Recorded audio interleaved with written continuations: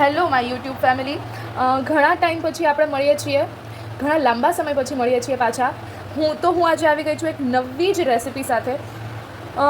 રામનવમી બધાએ મોટે ભાગે કરી જ હોય છે, પણ થોડું બોરિંગ થઈ જાય છે એક સાબુદાણાની ખીચડીને બધું ખાઈને. તો આને એક નવો જ યુનિક ટચ આપીએ તો નાનું બાળક છે એ પણ વ્રત કરશે. તો આજે આવી જ એક નવી રેસિપી લઈને આવી ગઈ છું હું, વ્રતવાળું ક્રીમી ટેસ્ટનું પનીરનું શાક. તો સૌથી પહેલાં આપણે માંડવી અને તલને રોસ્ટ કરવા માટે લેશું. રોસ્ટ કરશું, એને વ્યવસ્થિત શેકી લેશું.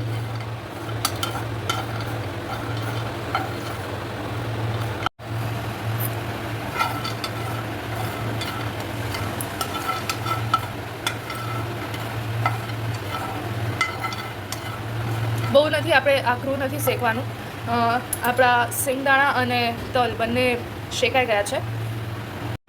હવે આ ઠંડુ થઈ ગયું છે, તો તેમાં ક્રશ કરવામાં, આપણે ગ્રેવી બનાવવામાં જે શેકેલા સિંગદાણા અને તલ લીધા હતા એ લેશું. કોથમીર લેશું થોડી, ફુદીનો હોય તો ફુદીનો, એક કટકો આદું,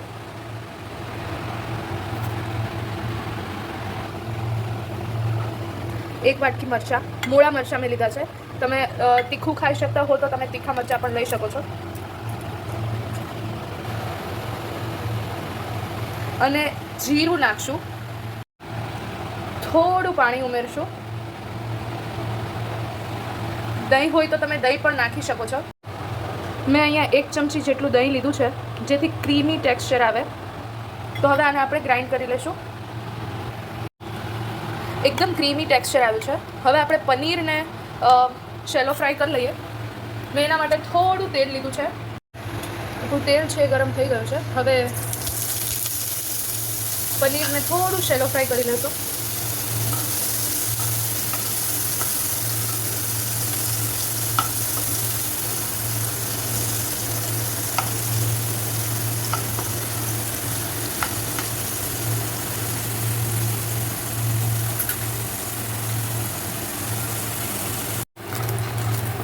પનીર એકદમ ગોલ્ડન બ્રાઉન થઈ ગયું છે, સરસ શેકાઈ ગયું છે. હવે આપણે ગ્રેવી કરશું. ગ્રેવી માટે મેં થોડું તેલ લીધું છે, એમાં જીરું નાખશું. પછી આપણું જે બેટર છે